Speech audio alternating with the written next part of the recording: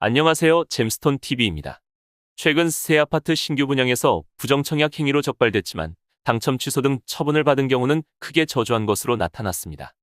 최근의 언론 보도 등에 따르면 국토교통위원회 소속 민홍철 의원이 국토교통부로부터 제출받은 자료에서 지난 2019년부터 올해 8월까지 수사기관에서 주택법 위반 행위로 적발한 부정청약 사례가 1,700사건으로 집계됐습니다.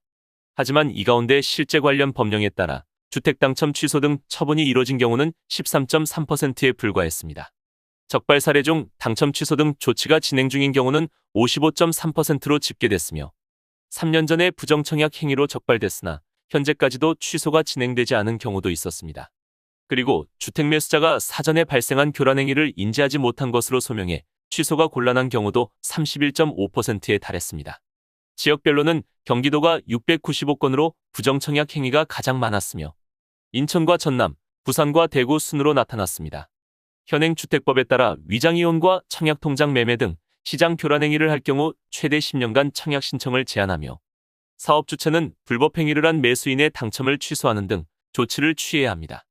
민 의원은 주택법에 불법 행위자 처벌 규정이 있음에도 불구하고 이를 바로잡는 데 3년이 소요되는 것은 이해하기 어렵다며 국토부는 시장 교란 행위 등으로 불법 거래된 주택에 대한 정상화가 조속히 진행될 수 있도록 방안을 강구해야 한다고 밝혔습니다.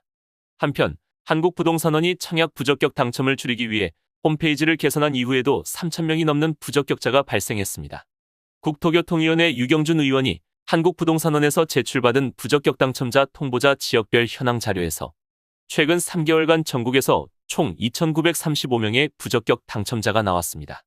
부적격 유형별로는 청약가점제와 세대주 여부, 무주택과 지역 위반 등이 2,007명으로 가장 많았으며 세대 구성원의 중복 청약과 과거 당첨 사실, 재당첨 제한 순으로 나타났습니다. 무주택 기간이나 부양가족 등을 잘못 입력하는 단순 실수로 당첨 취소가 되면 규제 지역에서 1년간 청약이 제한되며 부적격 당첨자는 당첨이 취소된 날로부터 1년 이내로 부활 신청을 해야 합니다. 지금까지 잼스톤 TV였습니다. 오늘 영상 도움되셨으면 구독과 좋아요 부탁드립니다. 시청해주셔서 감사합니다.